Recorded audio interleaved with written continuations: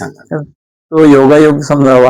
आम्ही स्वरा हे नाव ठेवलं आणि तिच्या कंठातनं स्वर निघत गेले आणि तिनं स्वतःचं सुद्धा नाव केलं आणि आमचं सुद्धा नाव तिच्यामुळं आज होतंय, याचा आम्हाला आनंद आहे.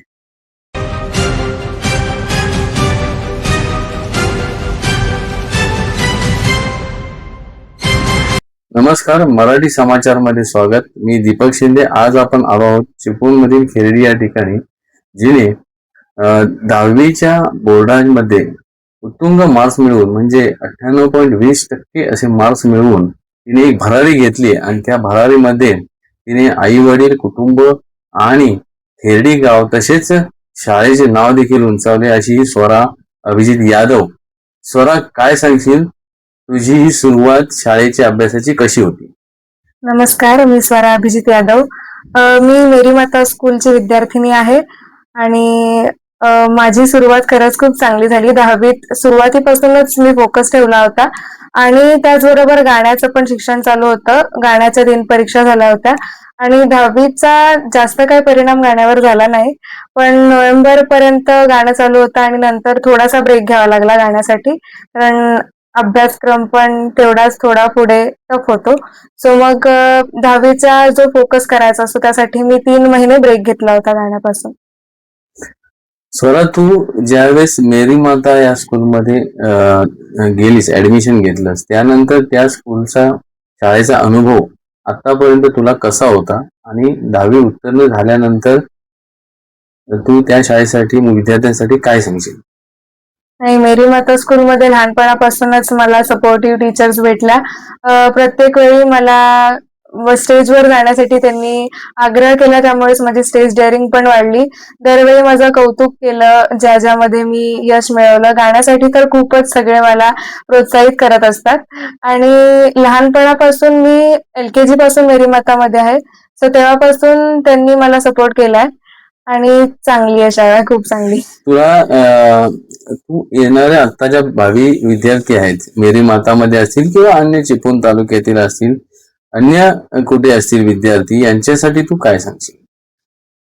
मी सगळ्यांना हे सांगेन की 10वीसाठी पर्टिक्युलरली खूप जास्तीत जास्त पेपर्सची प्रॅक्टिस करायला हवी आहे आणि फोकस ठेवायला हवा. सुरुवातीपासूनच जर फोकस ठेवला, थोडा थोडा अभ्यास करत राहिलं तर 10वी खूपच सोपी आहे. एकदमच परीक्षेच्या आदल्या दिवशी अभ्यास करणं हे थोडं धोकादायक असू शकतं, कारण पोर्शन पण जास्त आहे. त्यामुळे कव्हर करण्यासाठी आपल्याला छोटी छोटी पावलं घेणं हे गरजेचं आहे आणि फोन पासून शक्यतो लांब राहायला पाहिजे. 3 महिने अगोदर लांब राहिलं तरी ठीक आहे, पण सुरुवातीपासूनच म्हणजे आता पण तुम्ही कुठल्या पण स्टँडर्ड मध्ये असाल तरी फोन कमीच वापरला पाहिजे. तुला मध्येच विचारतो की तुझी अभ्यासाची पद्धत कशी होती? मी अभ्यास खूप कॅज्युअली करायचे, असं नाही की कुठलं स्ट्रिक्ट टाइम टेबल होतं माझं. मी जेव्हा पण मला वेळ जास्त भेटायचा तेव्हा जास्त अभ्यास करायचे. कधी कंटाळा आला तर तेवढाच मला थोडं कमी अभ्यास करायचे. कधी आजारी असेल तर तो अभ्यास कमी व्हायचा. त्यामुळे जेव्हा वेळ भेटेल तेव्हा जास्तीत जास्त अभ्यास करायचे आणि 3 महिने जेव्हा 10वीला राहिले होते तेव्हा थोडा स्ट्रिक्ट अभ्यास करायला. दिनक्रम कसा होता अभ्यास आणि सर्वच बाकी? तर स्कूल जेव्हा चालू होती तेव्हा 2 वाजता आल्यानंतर ट्युशन असायचं आमचं आणि ट्युशन नंतर घरी आल्यावरती 3-4 तास तर मी काय अभ्यास नाही करायचे आणि नंतर 7 नंतर वगैरे अभ्यासाला बसायचे आणि नंतर जेव्हा सुट्टी पडली फेअरवेल नंतर तेव्हा मग सकाळी 6 वाजता ते 10 वाजेपर्यंत जास्तीत जास्त आणि मग नाश्ता वगैरे आणि मग तसं हळूहळू जसं वेळ भेटेल तसं. तू मराठी मुलगी आणि तुला हे सर्व इंग्लिश आणि इतर संस्कृत या सर्व भाषा याच्यातून तुझा अभ्यास कसा घडला, काय सांगशील? नाही, प्रत्येक भाषा ही त्यांच्या वेने समृद्ध असते. सो मराठी भाषा आहे त्याचा मला अभिमानच आहे की मी मराठी आहे, पण सगळ्या भाषा शिकायला हव्यात आपल्याला आणि अभ्यासक्रमात आम्हाला हिंदी, संस्कृत आणि इंग्लिश आणि मराठी या लँग्वेजेस होत्या. मला मराठी खूप आवडायचं, इंग्लिश पण आवडायचं.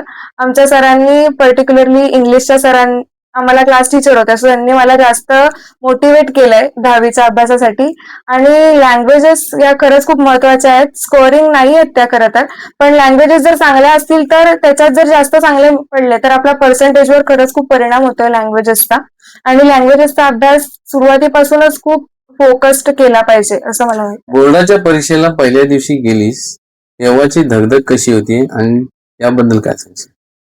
पहिल्या दिवशी तर सगळ्यांचे पॅरेंट्स आले होते. खूप अशी गडबड, सगळे ऑल द बेस्ट करतायत आणि मम्मी पप्पा दोघं पण मला सोडायला आले होते. छोटी बहीण पण होती. दडपण होतं थोडं, पण टीचर्स बोलल्या होत्या, "नाही, तुला चांगलंच करायचंय."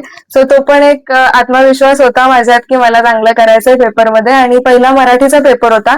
सो मी तो चांगला लिहिला होता. तू आता मम्मी पप्पांचं नाव घेतलंस, आई वडिलांचा तुला पाठिंबा कसा होता अभ्यासाच्या दृष्टिकोनात? सगळ्यात पहिले मम्मीकडे. मम्मीने मला पहिलीत असं शिकवलंय, की मी पुढे चांगलंच करायला पाहिजे. तिने जो माझा बेस असतो, बिल्डिंगचा एखाद्या पाया असतो तो मजबूत केलाय.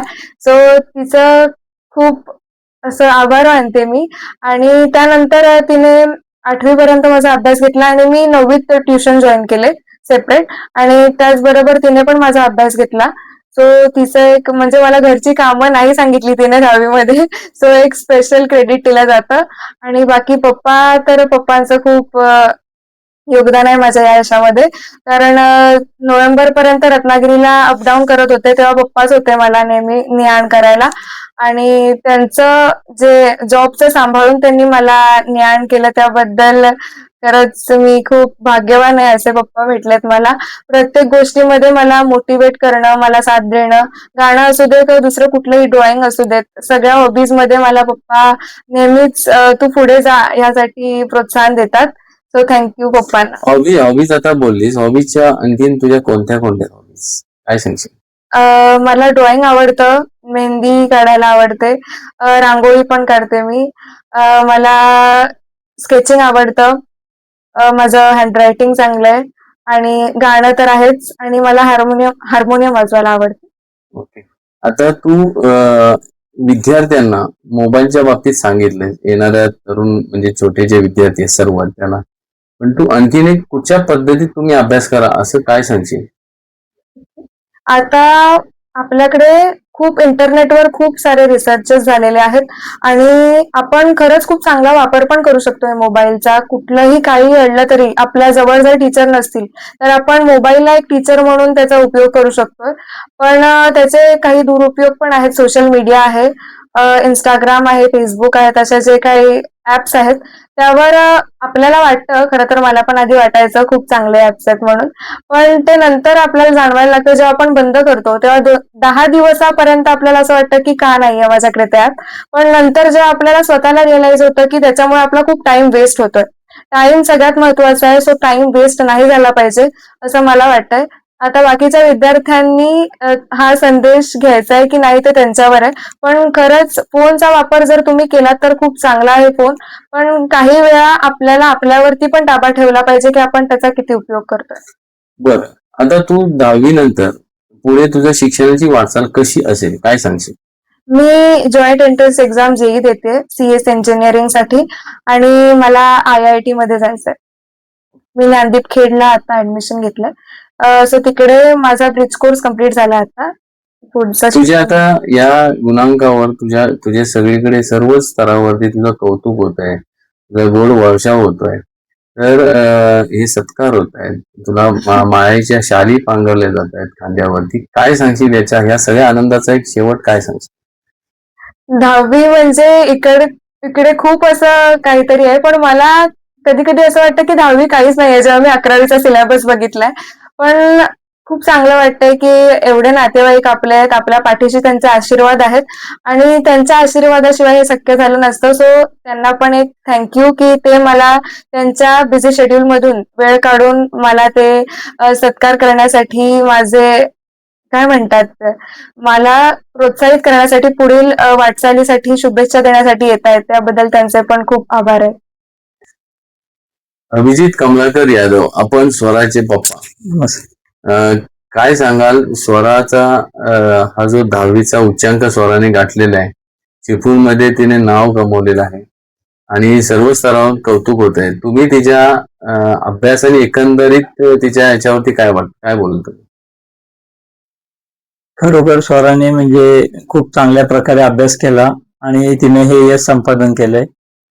ती म्हणजे परीक्षेच्या आधी एक 2-4 महिने रात्री म्हणजे पहाटे 3-4 वाजता उठून अभ्यास करायची आणि तिच्या मेहनतीचं तिला फळ मिळालंय एवढं मी पण ते तिला तुम्ही सपोर्ट कसा केलात यावर काय नाही, तिला आम्ही सपोर्ट म्हणजे तिला शिक्षणासाठी म्हणजे कुठे क्लासला ने-आण करणे वगैरे, कारण ऊन पण भरपूर असायचं. उन्हाच्या वेळेत ती चालत यायची, म्हणजे बरेचदा मला कामावरून येणं शक्य नव्हतं तिला नेहमी आणत, पण ती जवळजवळ 1.5-2 किलोमीटर चालत रोज क्लासवरून येत होती आणि मला ज्या ज्या वेळेला शक्य होत होतं त्यावेळेला तिला मी आणून सोडणं नेणं हे करत होतो.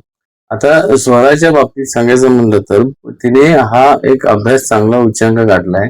पुढे तिच्या शिक्षणाचे आपण जसा आता सपोर्ट केलाय त्याच्यात आणखीन भर पडून आपण तुमची इच्छा काय, तिने कसं पुढे एक मोटिवेट व्हावं काय म्हणा? तिची इच्छा आहे इंजिनिअरिंगला, म्हणजे व्हायचंय तिला, इंजिनिअरिंग लाईनला ती जायची तिची इच्छा आहे. तिचं करिअर तिनं घडवावं चांगल्या प्रकारे एवढीच इच्छा आहे. म्हणजे तुमचा सपोर्ट परिपूर्ण आहेच त्याच्यात त्या प्रश्नच नाही. तुम्ही जी मुलं आहेत विद्यार्थी त्याला काय सांगाल, कसा अभ्यास करावा? तुम्हाला बाबा काय कंटाळा आला, काय झालं, तुम्ही कसा अभ्यास करावा, काय एक तुम्ही मार्गदर्शन करू शकता? मी स्वराच्या बाबतीत एक बघितलं, म्हणजे तिला अभ्यासाचा कंटाळा आला तर ती अशी कुठे बाहेर फिरायला जाणं किंवा टीव्ही बघत राहणं असं काय करत नव्हती. तर अभ्यासातनं कंटाळा आला तर पेटी, हार्मोनियम वाजवणं, त्याचे स्वर तिच्या कानावर जात होते, किंवा गाणं म्हणणं, गायन करणं, किंवा चित्र काढत बसणं एखादं, असं ती करत होती. तिने चित्रकलेमध्ये सुद्धा एलिमेंटरी आणि इंटरमिजिएट दोन्ही परीक्षा तिनं चांगल्या प्रकारे उत्तीर्ण झाली. तिला त्याच्यात A ग्रेड आणि फर्स्ट क्रमांकानं तिला मिळाला. म्हणजे ज्या म्हणजे तिच्याकडे कला आहेत त्याच्यात तिनं प्रावीण्यच मिळवलेलं आहे. गायनामध्ये सुद्धा ती बऱ्याच ठिकाणी राज्यस्तरीय पुरस्कार आतापर्यंत घेतलेले आहेत. स्वरा हे नाव तुम्ही जन्मजात ठेवलं तिचं, आणि ती गायनातही देखील स्वर लावून ती खूप सुंदररित्या गायन करते. आणि या स्वरा या नावावर तुम्ही काय सांगाल? तो योगायोग समजावा. आम्ही स्वरा हे नाव ठेवलं आणि तिच्या कंठातनं स्वर निघत गेले आणि तिनं स्वतःचं सुद्धा नाव केलं आणि आमचं सुद्धा नाव तिच्यामुळं आज होतंय, याचा आम्हाला आनंद आहे.